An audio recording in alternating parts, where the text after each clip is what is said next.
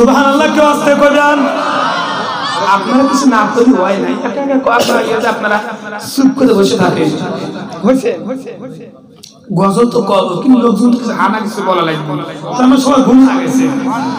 না আপনারা শুরু করেন হ্যাঁ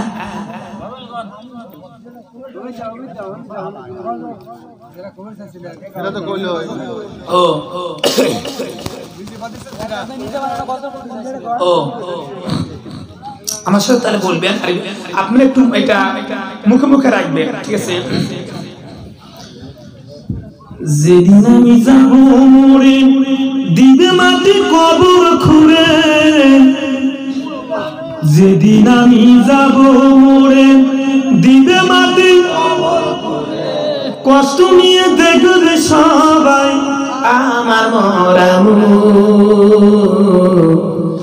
জানবে না কেউ তোরা ওই কবর সুখ নাই আমার দুঃখ ও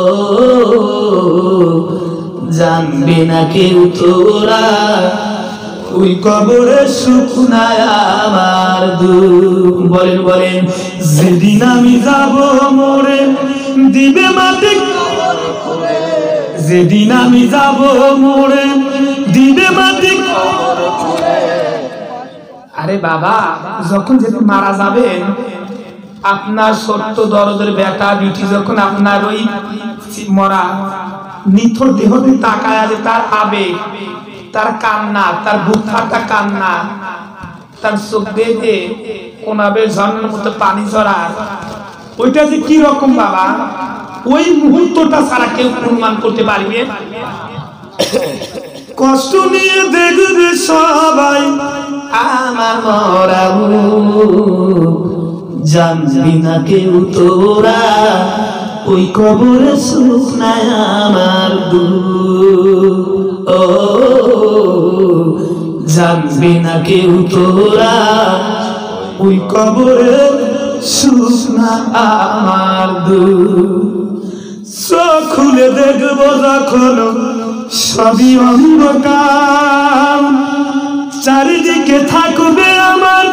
মাটির দেওয়াল হারে মাটির দেওয়াল চোখ খুলে দেখবো যখন সবই অন্ধকার চারিদিকে থাকবে আমার মাটির দেওয়াল হারে মাটির দেওয়াল এত যত্নের দেহ খানা চাপা দিলে যখন মাটিটু জানবে না কেউ তোরা ওই কবরে সুখ নাই আমার দুঃখ ও জানবে না কেউ তোরা জানবে না কেউ তোরা মুখা না কিরে সে যখন জিজ্ঞাসা করিবে মুখা না কিরে সে যখন আহারে একজন ব্যক্তি তখন তার লাইফ তখন তার দুনিয়ার জীবনটা সার্থকতা হবে মার রব্বুকা ওয়া মা দীনুকা ওয়া মান নাবিয়ুকা অপর একটি হাদিসে আছে যে আল্লাহ ফেরেশতা যখন এসে তাকে বলবে পামান তাকুলা ফি হাদার রাজুল রাসূল সম্পর্কে তোমার ধারণা কি হাদিসের ব্যাখ্যার মধ্যে আছে যখন সে বলবে তিনি হলেন আল্লাহর পক্ষ থেকে প্রেরিত একজন রাসূল যে নবীকে চিনতে সে সুবহানাল্লাহ মুনকানা কিরেছে যখন জিজ্ঞাসা করিবে পাপ পুণ্যের হিসাব আমার দিতে হবে হিসাব দিতে হবে পাপী হলে পাবো সাজা বাবা পাপী হলে পাবো সাজা